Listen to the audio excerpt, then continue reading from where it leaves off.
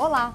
Na primeira parte da aula sobre o livro de Paulo Freire, Pedagogia da Autonomia, Saberes Necessários à Prática Docente, a professora Maria Cláudia discorreu sobre os saberes que o autor considera imprescindíveis para que o educador ou educadora progressista, na sua prática, atue na sala de aula e fora dela.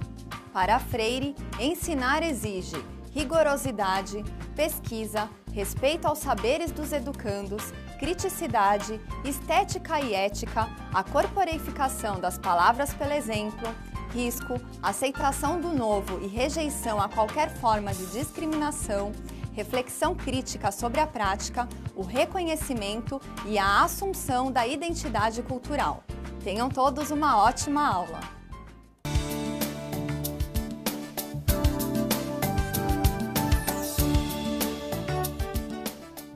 Olá! Na primeira parte do nosso encontro, vimos que a questão da formação docente, ao lado da reflexão sobre a prática educativo-progressista, em favor da autonomia do ser dos educandos, é o tema principal do livro. As considerações ou reflexões até agora são desdobramentos de um primeiro saber inicialmente apontado como necessário à formação docente, numa perspectiva progressista. Não há discência sem docência. Continuaremos, portanto, nesse encontro, a falar das qualidades necessárias ao ensino. Ensinar não é transferir conhecimento, mas criar as possibilidades para a sua própria produção ou a sua construção. Quando entramos em uma sala de aula, devemos estar sempre abertos a indagações, a curiosidade, as perguntas dos alunos, as suas inibições. Um ser crítico, inquieto, em face da tarefa que temos a de ensinar. Esse saber necessário ao professor, ensinar não é transferir conhecimento, não apenas precisa ser apreendido por ele e pelos educandos nas suas razões de ser ontológica, política, ética, epistemológica, pedagógica, mas também precisa ser constantemente testemunhado, vivido. Como professor, num curso de formação docente, não posso esgotar minha prática discursando sobre a teoria da não extensão do conhecimento. Não posso apenas falar bonito sobre as razões ontológicas, epistemológicas e políticas da teoria. O meu discurso sobre a teoria deve ser o exemplo concreto, prático da teoria. Ao falar da construção do conhecimento, criticando a sua extensão, já devemos estar envolvido nela, e nela a construção já deve estar envolvendo os alunos. Fora disso, ficamos emaranhados em uma rede de contradições, em que o nosso testemunho inautêntico perde a eficácia. Desta forma, torno-me tão falso quanto quem pretende estimular o clima democrático na escola por meios e caminhos autoritários. Tão fingido quanto quem diz combater o racismo, mas se pergunto à pessoa se conhece Madalena, ela responde: conheço-a, é negra, mas é competente e decente. A conjunção mas, aí colocada, implica um juízo falso, ideológico. Sendo negra, espera-se que Madalena nem seja competente e nem decente. Ao reconhecer-se, porém, sua decência e competência, a conjunção mas se torna indispensável. Saber que ensinar não é transferir conhecimento, é pensar certo, é uma postura exigente, difícil, às vezes penosa, que temos de assumir diante dos outros, em face do mundo e dos fatos, e ante nós mesmos. É difícil por termos que exercer uma vigilância constante sobre nós mesmos para evitar os simplismos, as incoerências grosseiras, para não deixar a raiva que temos de uma pessoa se transformar em raivosidade, que gera um pensar errado e falso. Por mais que uma pessoa me desagrade, não posso desprezá-la. Como professor crítico, sou um aventureiro, responsável, predisposto à mudança, à aceitação do diferente. mas minha franquia ante os outros e o mundo é a maneira radical como me experimento enquanto ser cultural, histórico, inacabado e consciente do inacabamento. Ensinar exige o conhecimento do inacabamento. O homem é inacabado e possui consciência de seu inacabamento. Isso é importante para que ele se torne autônomo. Segundo Freire, com a liberdade, o ser humano foi transformando a vida em existência e o suporte em mundo, onde a vida, portanto, há inacabamento. A invenção da existência, a partir dos materiais que a vida oferecia, levou-nos a promover o suporte, em que os outros animais continuam em mundo. Conforme Freire, o animal se adapta a seu suporte, enquanto o homem, com a invenção de técnicas e instrumentos, integra-se a seu contexto, compreendendo o mundo, intervindo nele e, consequentemente, aperfeiçoando-o.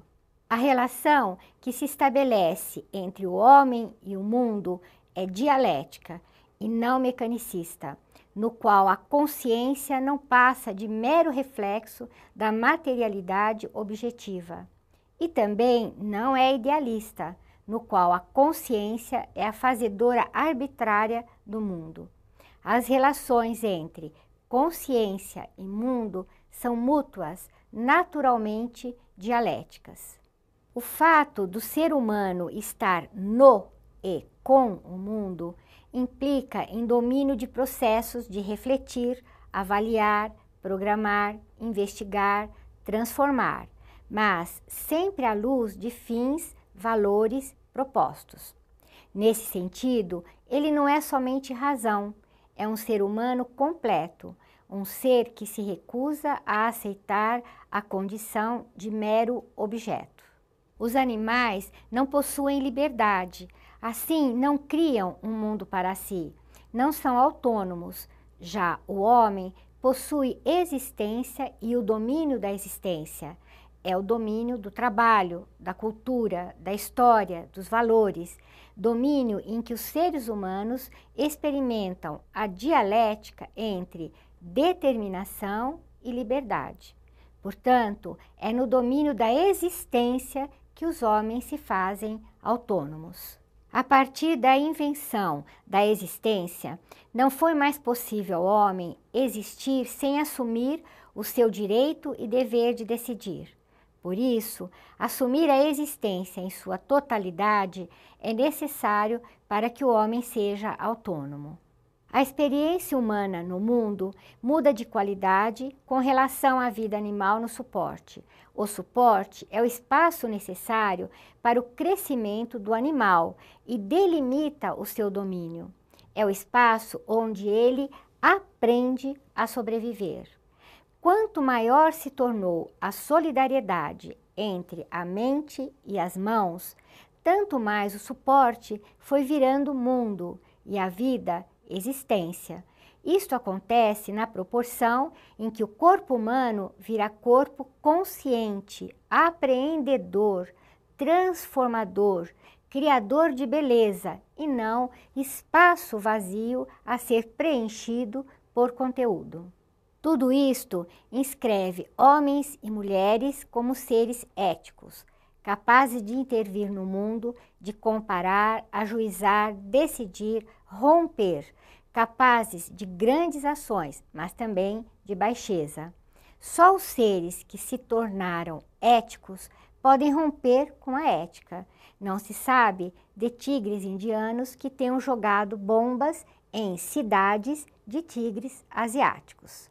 No momento em que os seres humanos, intervindo no suporte, foram criando o mundo, inventando a linguagem com que passaram a dar nome às coisas que faziam, na medida em que foram se habilitando a inteligir, isto é, a fazer entender o mundo e criaram, por consequência, a necessária comunicabilidade do inteligido, já não foi possível existir a não ser disponível a tensão radical entre o bem e o mal, dignidade e indignidade, entre a boniteza e a feiura do mundo.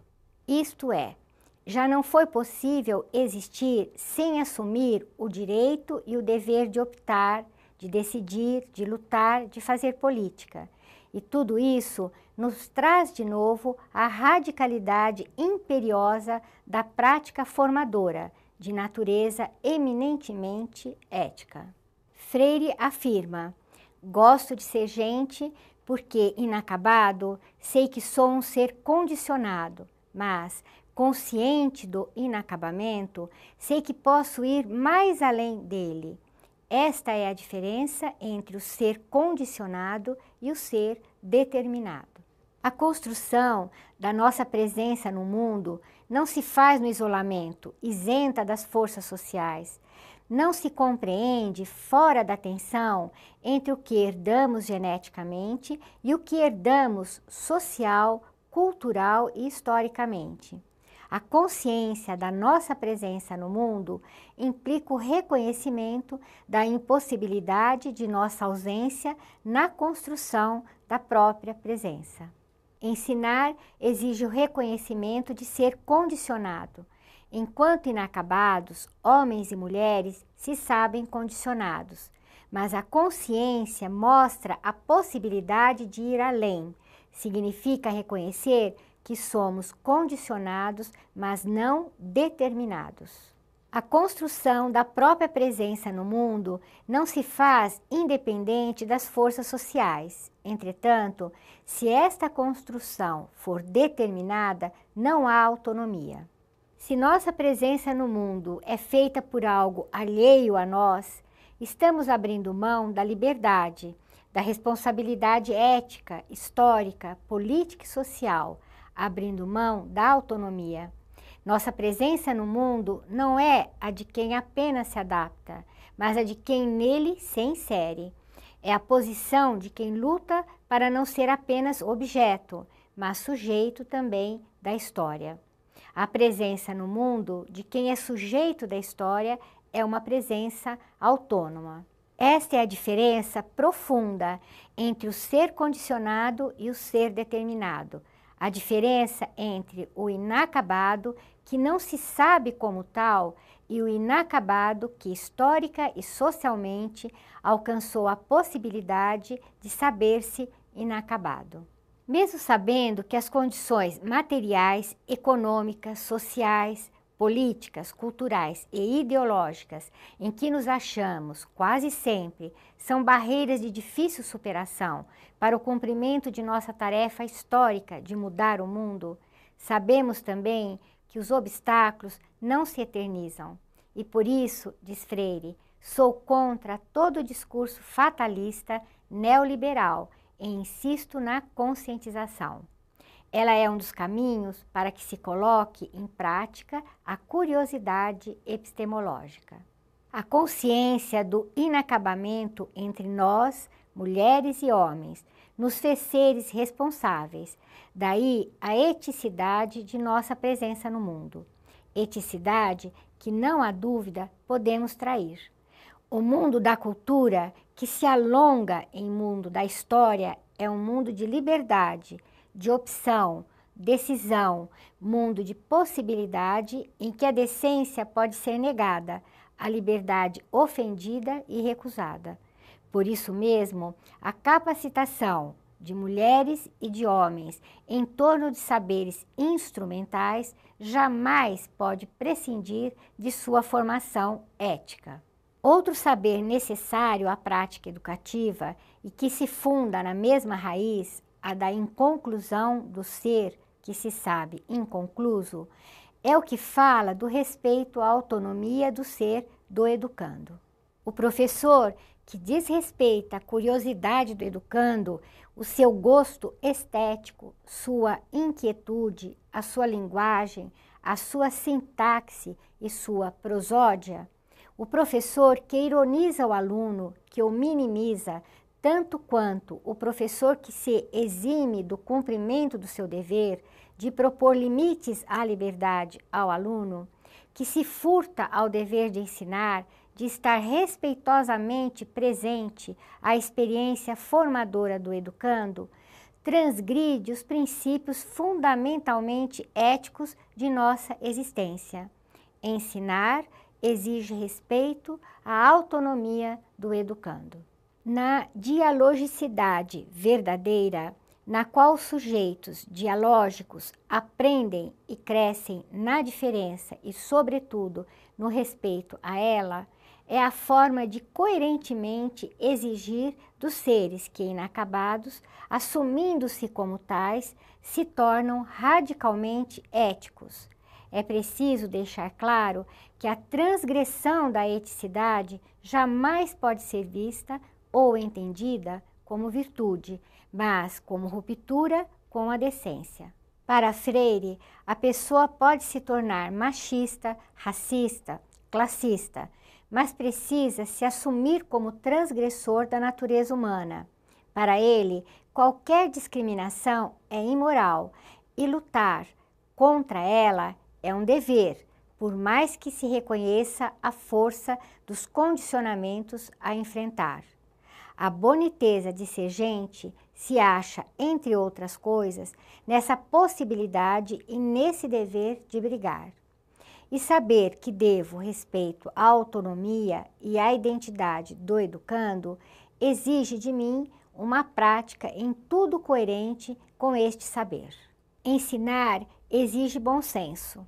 A vigilância do bom senso tem uma grande importância na avaliação, que a todo instante precisamos fazer da nossa prática. O exercício do bom senso se faz na curiosidade, quando colocamos em prática, de forma metódica, a nossa capacidade de indagar, duvidar, aferir. Ele tem, inclusive, importante papel na tomada de posição, a que não pode faltar a ética, em face do que se deve fazer. É o bom senso, em primeiro lugar, o que deixa a suspeita de que não é possível a escola, se na verdade engajada na formação dos educandos, que são também educadores, deixar de lado as condições sociais, culturais, econômicas de seus alunos, de suas famílias, de seus vizinhos. Reconhecer a importância dos conhecimentos de experiências feitas com que os educandos chegam à escola, o respeito devido à dignidade do educando, não permite subestimar e zombar do saber que ele traz consigo para a escola. Quanto mais me torno rigoroso na minha prática de conhecer, tanto mais, porque crítico, respeito devo guardar pelo saber ingênuo a ser superado pelo saber produzido por meio do exercício da curiosidade epistemológica. Ao pensar sobre o dever que tenho como professora de respeitar a dignidade do educando, sua autonomia, sua identidade em processo, devo pensar também em como ter uma prática educativa que respeite o educando. Isto exige uma reflexão crítica, permanente, sobre a nossa prática, por meio da qual fazemos avaliação do nosso próprio fazer com os educandos. O ideal é que, cedo ou tarde, se invente uma forma pela qual os educandos possam participar da avaliação. Isto porque o trabalho do professor e da professora é o trabalho do professor ou professora com os alunos e não com ele mesmo.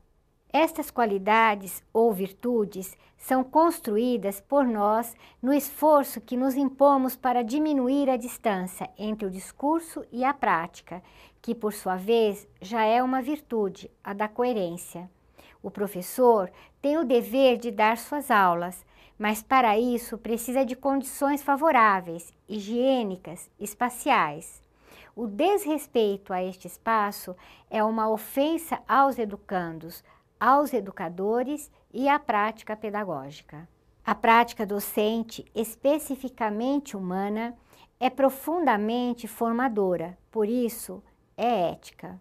A natureza mesmo de sua prática eminentemente formadora sublinha a maneira como a realiza, Sua presença na sala de aula é de tal maneira exemplar que nenhum professor ou professora escapa ao juízo que dele ou dela fazem os alunos. E o pior juízo é o que se considera o professor uma ausência na sala de aula. Outro saber fundamental à experiência educativa é o que diz respeito à sua natureza. Como professor, preciso me mover com clareza na minha prática. Preciso conhecer com clareza as dimensões que caracterizam a essência da prática. Ensinar exige humildade, tolerância e luta em defesa dos direitos dos educadores.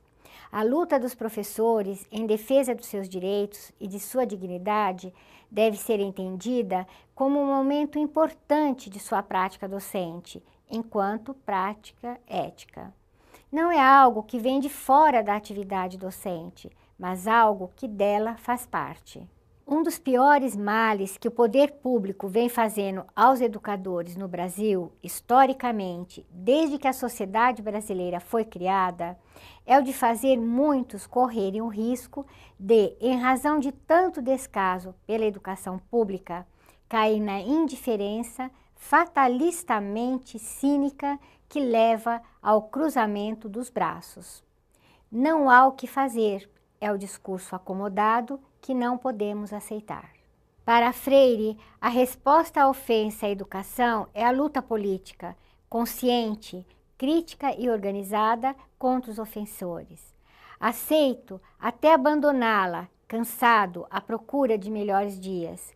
O que não é possível é, ficando nela, aviltá-la com o desdém de mim mesmo e dos educandos.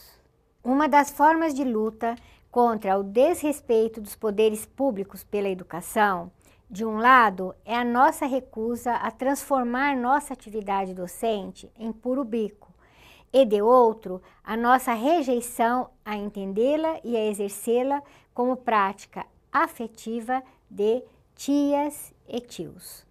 Ensinar exige a apreensão da realidade. Outro saber fundamental à experiência educativa é o que se diz respeito à sua natureza. Como professor, precisamos nos mover com clareza na nossa prática, conhecer as diferentes dimensões que caracterizam a essência da prática, o que pode nos tornar mais seguros no nosso próprio desempenho. O melhor ponto de partida é a inconclusão do ser humano de que se tornou consciente. Somos os únicos seres que, social e historicamente, nos tornamos capazes de apreender. Por isso, somos os únicos em que aprender é uma aventura criadora, algo, por isso mesmo, muito mais rico do que meramente a lição dada. Aprender para nós é construir, reconstruir, contatar para mudar, o que não se faz sem abertura ao risco e à aventura do espírito. Toda a prática educativa demanda a existência de sujeitos, um que ensinando aprende, outro que, aprendendo, ensina. Daí seu cunho gnoseológico. A existência de objetos, conteúdos a serem ensinados e aprendidos, envolve o uso de métodos, técnicas, materiais, implicam, em função de seu caráter diretivo, objetivos, sonhos, utopias, ideais. Daí sua politicidade, qualidade que tem a prática educativa de ser política, de não poder ser neutra. Especificamente humana, a educação é gnoseológica, exige de mim, como professor, uma competência geral, um saber de natureza específico e saberes especiais ligados à minha atividade docente. Não posso pensar-me igual ao educando, desconhecer a especificidade da tarefa do professor, ou ainda negar que o meu papel fundamental é contribuir positivamente para que o educando vá sendo o artífice de sua formação com a ajuda do educador. Se trabalho com crianças, devo estar atento à difícil passagem ou caminhada da heteronomia para a autonomia. atento à responsabilidade de minha presença, que tanto pode ser auxiliar como pode perturbar a busca inquieta dos educandos. Se trabalho com jovens ou adultos, não posso ficar menos atento. O meu trabalho pode significar estímulo ou não à ruptura necessária com algo defeituosamente assentado e à espera de superação. Primordialmente, a posição do educador progressista tem que ser a de respeito à pessoa que queira mudar ou que recuse mudar. Não posso negar-lhe ou esconder-lhe minha postura, mas não posso desconhecer o seu direito de rejeitá-la. Ensinar exige alegria e esperança. Paulo Freire testemunha que o seu envolvimento com a prática educativa, sabidamente política, moral, gnoseológica, jamais deixou de ser feito com alegria, o que não significa dizer que não tenha invariavelmente podido criá-la nos educandos, mas nunca deixou de estar preocupado com ela, enquanto clima ou atmosfera do espaço pedagógico. Para ele, há uma relação entre a alegria necessária à atividade educativa e a esperança. A esperança de professor e alunos juntos poderem aprender, ensinar, inquietar, produzir e juntos, igualmente, resistir aos obstáculos à nossa alegria. Na verdade, do ponto de vista da natureza humana, a esperança não é algo que a ela se justaponha. A esperança faz parte da natureza humana. Ensinar exige a convicção de que mudança é possível. Um dos saberes primeiros indispensáveis a quem, chegando a favelas ou a realidades marcadas pela traição a nosso direito de ser, pretende que sua presença se vá tornando convivência, que seu estar no contexto vá virando estar com ele, e o saber do futuro como problema e não como inexorabilidade. É o saber da história como possibilidade e não como determinação. O mundo não é, o mundo está sendo feito.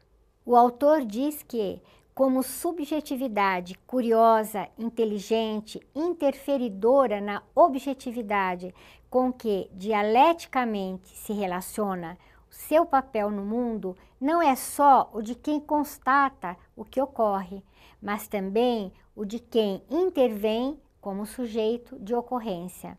Não sou apenas objeto da história, mas seu sujeito igualmente.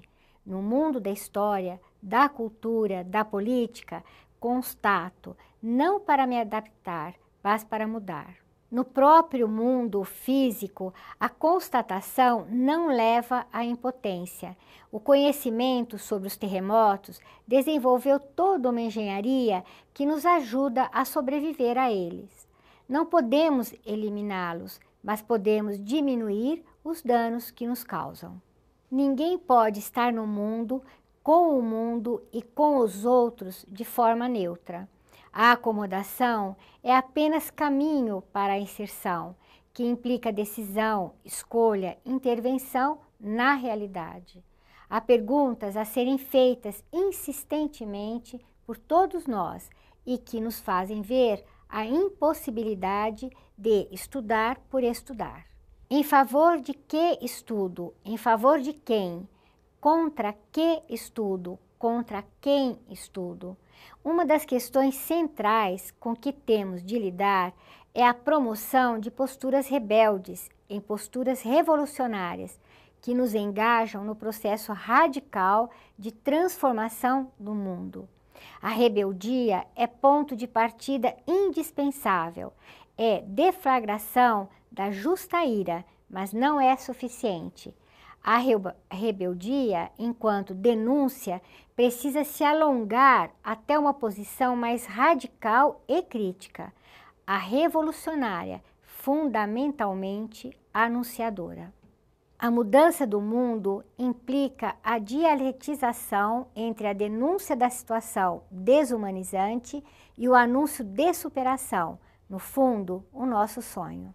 É a partir deste saber fundamental, mudar é difícil, mas é possível, que vamos programar nossa ação político-pedagógica. Não importa se o projeto com o qual nos comprometemos é de alfabetização de adultos ou de crianças, se de ação sanitária, se de evangelização, se de formação de mão de obra técnica. O êxito de educadores progressistas está na certeza que jamais os deixa que é possível mudar, de que é preciso mudar, de que preservar situações concretas de miséria é uma imoralidade. Ensinar exige curiosidade. Se há uma prática exemplar como negação da experiência formadora, é a que dificulta ou inibe a curiosidade do educando e, em consequência, a do educador.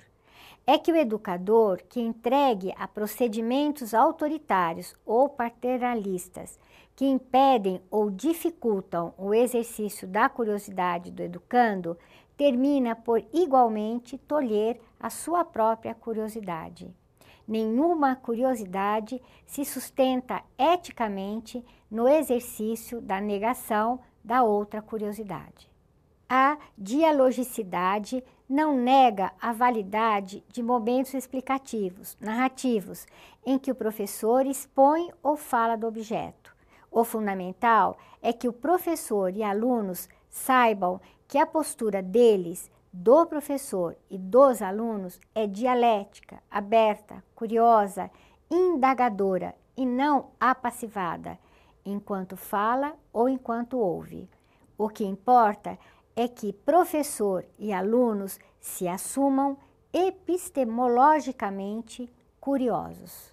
Nesse sentido, o bom professor é o que consegue, enquanto fala, trazer o aluno até a intimidade do movimento, de seu pensamento. Sua aula é, assim, um desafio. Chegamos ao final do nosso encontro. Espero vocês para terminarmos o estudo deste livro do Paulo Freire, que para mim é uma declaração de amor à nossa profissão e ao ser humano. Até mais!